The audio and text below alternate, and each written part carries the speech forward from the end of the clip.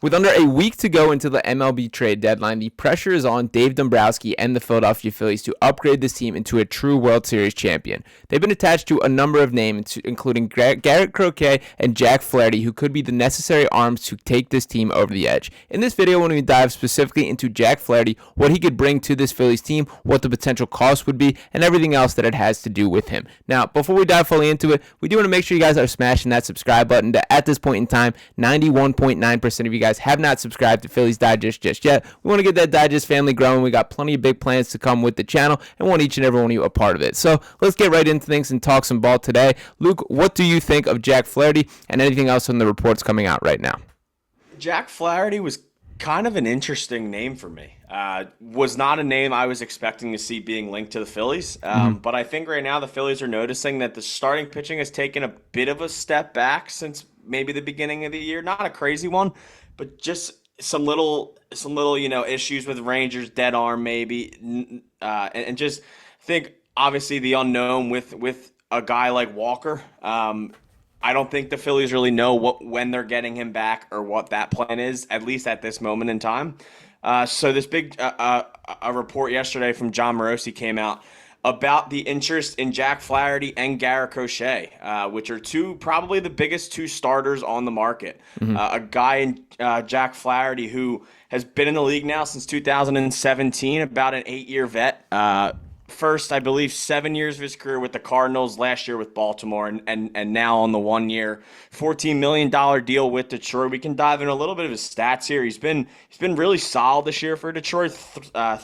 3.13 ERA and 17 starts with a whip under 1, 127 strikeouts and 100.2 innings. He's been a really, really awesome bright spot and a number 2 guy behind Tariq Kubel out there in Detroit. Once again, a name who has maybe been thrown around, but I just don't see that one happening with Skubal. He's undoubtedly probably the best pitcher in baseball right now.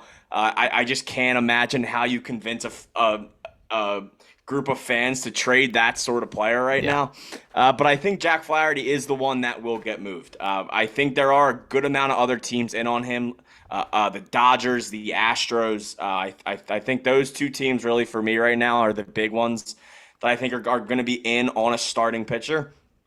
I don't necessarily see this being a likely move for the Phillies, but I do like that they're kind of gauging the market right now, at least on pitchers, because I think while you can't necessarily compare relievers to starters, I think it's big to kind of gauge where this market is at now for the general pitcher. Yeah, absolutely. And you hit on a couple points there. For starters, I did want to refer to Evan Potsold here, who reported that the Tigers won't trade Tariq Skubal unless they receive a franchise-changing offer that they can't refuse, but they do plan to trade Jack Flaherty there. So, as you mentioned, it's tough to trade a guy that seems like he's making a beeline for that Cy Young Award and truly has been the best pitcher in baseball this year, but a different story with Jack here, that he's a guy that is much more movable, although I did want to dive into this report as well that was a little bit skeptical about it, saying that what the Tigers will be looking for in a potential Flaherty trade, this being from MLB.com here, and it writes that Detroit is a potential seller and starter Jack Flaherty is among the team's obvious trade candidates. The pending free agent has had a terrific rebound season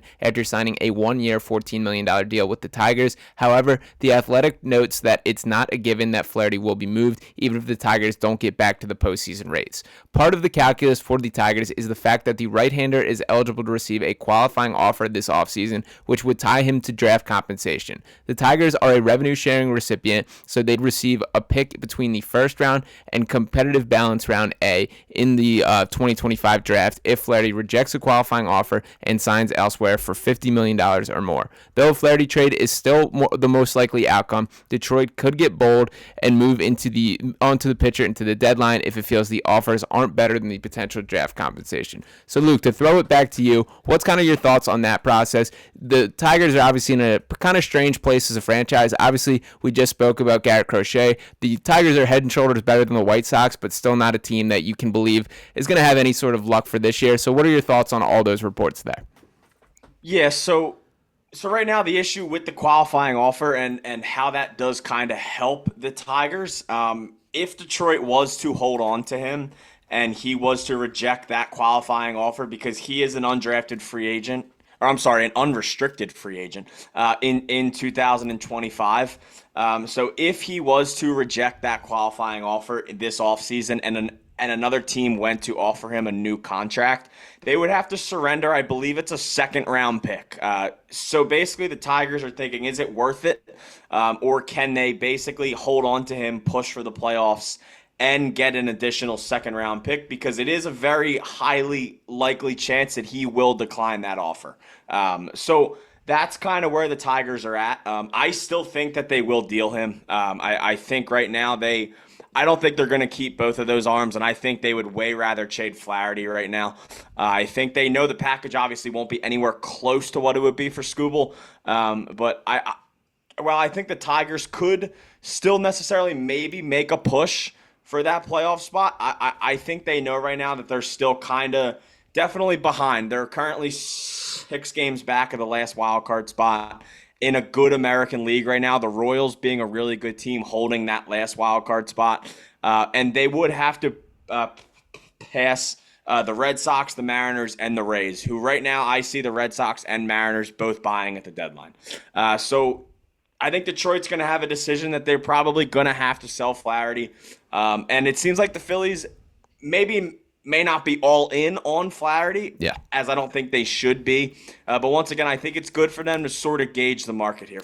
Flaherty's a good pitcher, and I think if they truly do want to upgrade their starting pitching and maybe look for a guy like that to be like a number 4 for them for the rest of the year and then going into the playoffs, I think it's definitely something to at least check in on right now. Yeah, absolutely. And another point that I did want to bring up is when looking at this Phillies rotation, it's already been the real deal that they have a very strong rotation with Zack Wheeler, with Ranger Suarez, with Aaron Nola, and of course Christopher Sanchez, who to me has been the biggest story of the season as a whole. I kind of question if they should prioritize the starting pitching, but another point that I wanted to hit on is when we spoke about Garrett Crochet, you seem pretty dead set that this guy is heading for the bullpen. With a guy like Jake Flaherty, you're more confident that this guy is, if he's brought in, the intention is for him to stay a starter? Yeah, I mean, he's always been a starter. I don't see him moving anywhere soon. He's not really close to an innings limit. The issue with him is he's just dealt with injuries a lot. Okay. Since 2020, he's really only played like one full season. Since 2020, he's thrown over 100 innings twice this year and 2023. 2022, he only threw 36 innings. 2021, he was under 80. So I mean, really for him, it's really just injury and not necessarily count. This has finally been a year where he's been healthy. He's made 154 career appearances. 142 of them have been starts. So he is primarily a starter. He's not a guy that'll really go to the bullpen.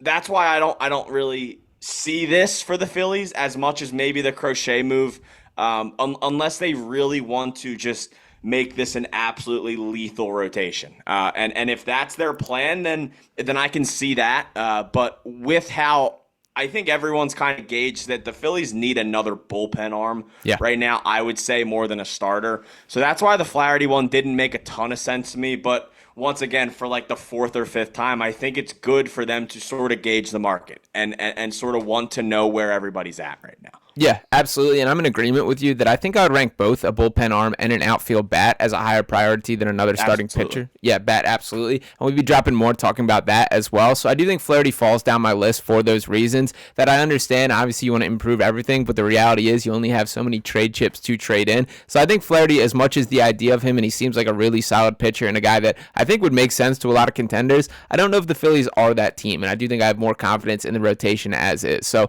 ultimately, we will see what Dave Dombrowski's decision is with that. We got plenty more to break down right here on Phillies Digest, so make sure you guys are smashing that subscribe button. Once again, 91.9% of you guys tuning into these videos have not subscribed just yet, so we got to get that changing, get the Digest family growing. Got plenty of big plans, so make sure to smash that button, drop a like on this video, and Luke and I will talk with you next time right here on Phillies Digest. Peace.